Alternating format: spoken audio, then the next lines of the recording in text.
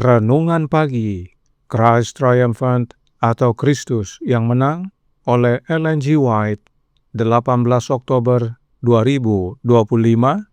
Mari kita berdoa.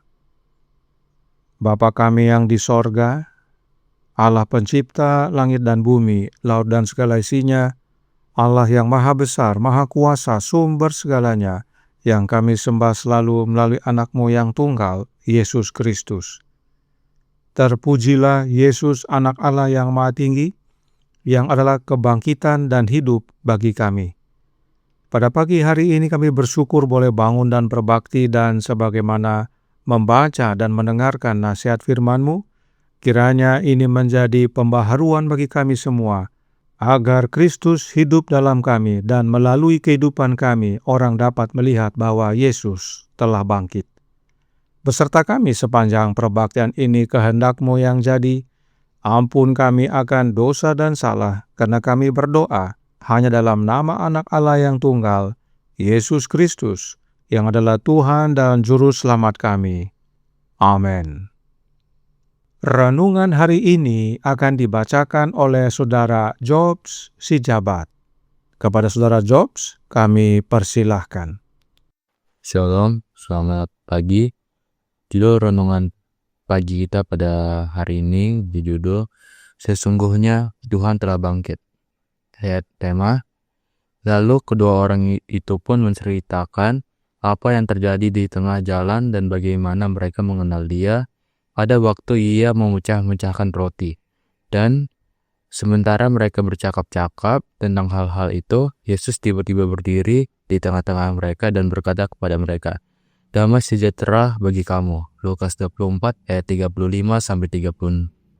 Para pelancong mendapati semuanya dalam kegembiraan yang mengejutkan.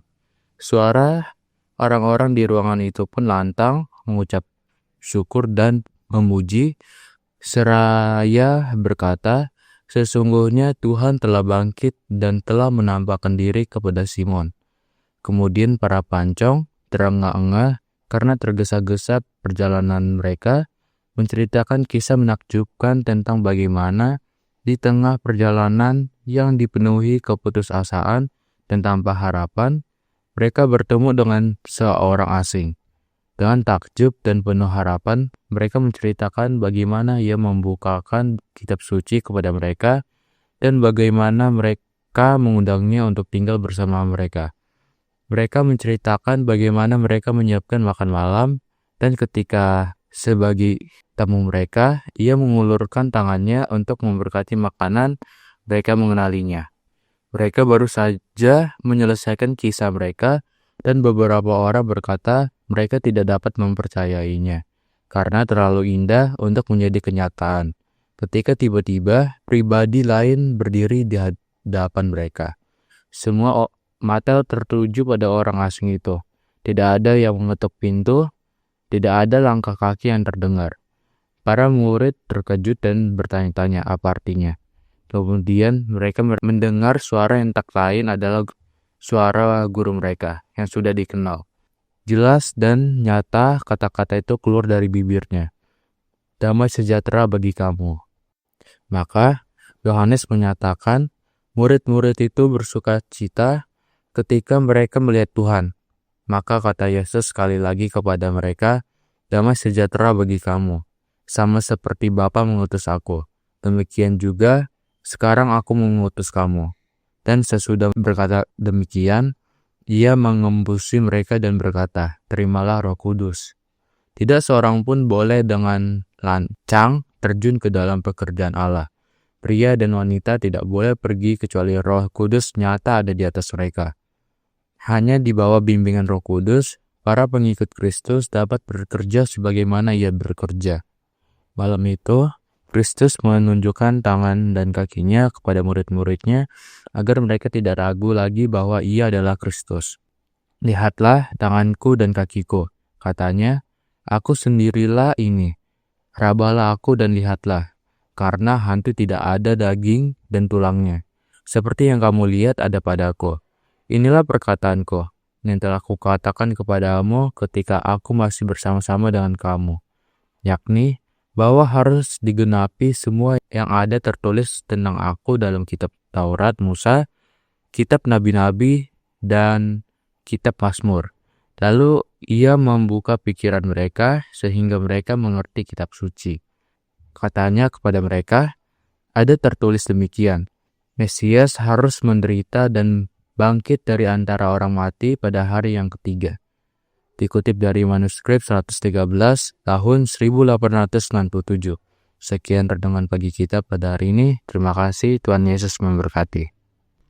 Terima kasih atas penata layanan Saudara Jobs. Tuhan Yesus memberkati. Selamat pagi saudaraku dalam Tuhan. Selamat Sabat. Kita semua sudah ikuti bagaimana kedua murid yang dari Emmaus malam itu juga segera kembali ke Yerusalem untuk menyampaikan kabar sukacita bahwa Yesus telah bangkit. Apakah murid-murid yang bersembunyi ketakutan tersebut akhirnya melihat Yesus? Yohanes 20 ayat 19 berkata, ketika hari sudah malam pada hari pertama minggu itu, berkumpullah murid-murid Yesus di suatu tempat dengan pintu-pintu yang terkunci karena mereka takut kepada orang-orang Yahudi. Pada waktu itu, datanglah Yesus dan berdiri di tengah-tengah mereka dan berkata, damai sejahtera bagi kamu. Nah, bagaimanakah Yesus datang dan masuk ke dalam ruangan lalu berdiri di tengah-tengah para murid sementara semua pintu terkunci? Dalam sebuah Bible Camp di Ajibata, Parapat beberapa waktu yang lalu, kami pernah berbincang tentang hal ini dengan seorang ibu dari aliran Mesianik, yaitu agama Yahudi. Dan sang ibu tersebut berkata bahwa Yesus masuk ke dalam ruangan dengan cara menembus dinding. Kami bertanya, di manakah itu tertulis? Namun sang ibu tidak dapat menunjukkan buktinya. Karenanya, apakah benar Yesus yang tidak kelihatan masuk ke dalam ruangan dengan cara menembus dinding? Tentu tidak. Renungan hari ini berkata dalam Christ Triumphant halaman 298 paragraf 6. Malam itu, Kristus menunjukkan tangan dan kakinya kepada murid-muridnya agar mereka tidak ragu lagi bahwa ia adalah Kristus. Lihatlah tanganku dan kakiku, katanya. Aku sendirilah ini. Rabalah aku dan lihatlah, karena hantu tidak ada daging dan tulangnya, seperti yang kamu lihat ada padaku. Setelah Yesus bangkit, dia masih memiliki daging dan tulang. Artinya, Yesus tetap manusia. Jadi, saat Yesus disebut tidak kelihatan, itu bukan berarti hantu. Yesus tetap manusia, hanya tidak terlihat. Karenanya, perhatikan cara Yesus masuk ke dalam ruangan dalam penjelasan Roh Nubuat berikut ini di Desire of Ages halaman 802 paragraf 1. Mereka, yaitu kedua murid yang datang dari Emmaus, mengetuk untuk masuk, tetapi tidak ada jawaban. Suasana hening, lalu mereka menyebutkan nama mereka. Pintunya dibuka dengan hati-hati. Mereka masuk, yaitu kedua murid tersebut, dan orang lain tidak terlihat masuk bersama mereka. Kemudian pintunya dikunci kembali untuk mencegah mata-mata. Yesus masuk lewat pintu bersama-sama dengan dua orang murid dari Emmaus yang malam itu juga kembali ke Yerusalem, hendak mengabarkan bahwa Yesus telah bangkit. Nah, karena tidak terlihat, itu sebabnya para murid tidak tahu ada orang lain yang masuk bersama dua orang murid tersebut.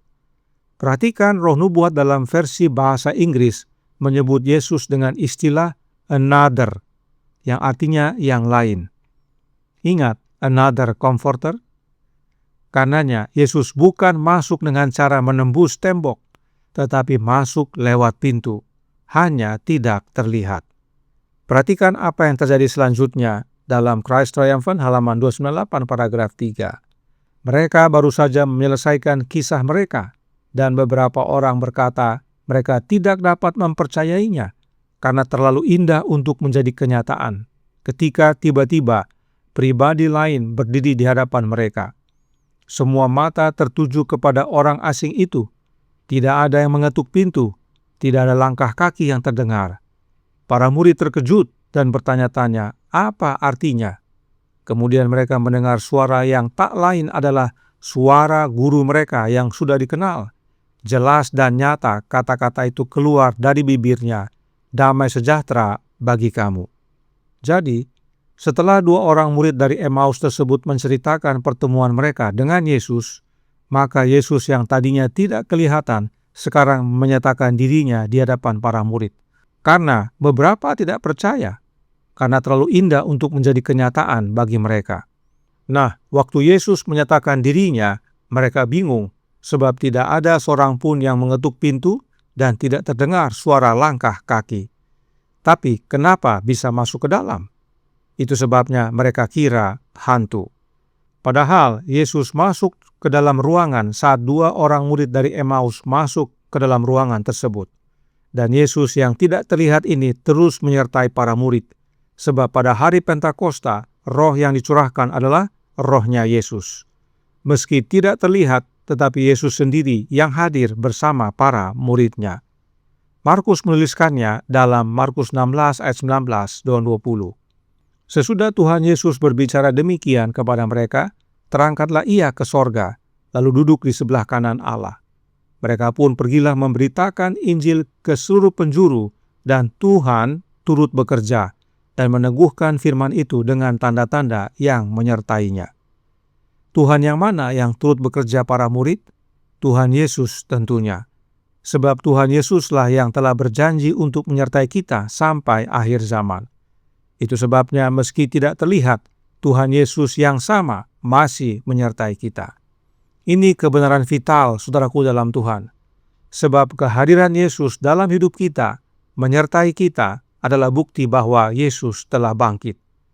Jika yang tinggal dalam hidup saudara dan yang menyertai saudara adalah bukan Yesus, itu sama dengan saudara tidak akui bahwa Yesus telah bangkit. Sebab oleh penderitaan, kematian, dan kebangkitannya, Yesus menerima pemuliaan dari Bapanya, dan saat Yesus dimuliakan, Yesus curahkan rohnya untuk tinggal dalam hati kita dan menyertai kita. Namun yang terjadi adalah seperti yang Roh Nubuat nyatakan berikut ini dalam Science of the Times tanggal 9 Januari 1863 paragraf 7. Betapa sedikit yang terus-menerus memandang tamu yang tidak terlihat, menyadari bahwa ia ada di sebelah kanan mereka. Betapa banyak yang mengabaikan kehadirannya. Apakah kita memperlakukan orang lain sebagaimana kita memperlakukan Yesus? Betapa tidak sopannya hal itu. Yang hadir bersama kita adalah Yesus, sang tamu yang tidak terlihat. Tetapi banyak yang abaikan kehadiran Yesus. Sebab para pendeta di dalam gereja Advent yang sekarang ini mengajarkan doktrin Trinitas kepada para umat bahwa yang hadir bersama mereka adalah oknum yang mereka sebut Allah Roh, dan Allah Roh itu bukan Yesus. Akhirnya, umat-umat tidak peka lagi akan kehadiran Yesus dalam hidup mereka. Tidak heran, kasih mula-mula mulai sirna dan menjadi dingin. Padahal Yesus telah memberikan perintah baru, supaya kita saling mengasihi sama seperti Yesus telah mengasihi kita, demikianlah kita harus saling mengasihi. Dan untuk menghidupkannya, kita perlu Yesus yang tidak terlihat berkuasa dalam hati kita. Dan itulah yang terjadi pada hari Pentakosta, dan itulah bukti bahwa Yesus telah bangkit. Jika saudara menerima Allah Roh dalam hidup saudara, maka saudara menyatakan bahwa Yesus belum bangkit. Tapi jika saudara menerima Roh Kristus dalam hati saudara, maka saudara menyatakan kepada dunia bahwa Yesus telah bangkit. Camkan itu. Oleh sebab itu, Roh Nubuat berkata dalam The Acts of the Apostles halaman 547 paragraf 3. Setelah turunnya Roh Kudus ketika para murid pergi untuk memberitakan juru selamat yang hidup, satu-satunya keinginan mereka adalah keselamatan jiwa-jiwa. Mereka bersuka cita dalam manisnya persekutuan dengan orang-orang kudus. Mereka lemah lembut, penuh perhatian, menyangkal diri, dan bersedia berkorban apapun demi kebenaran. Mereka yang memiliki Yesus yang tidak terlihat dalam hatinya akan giat bekerja untuk kabarkan kebenaran dan menjangkau jiwa-jiwa. Mereka kabarkan bahwa Yesus sudah bangkit.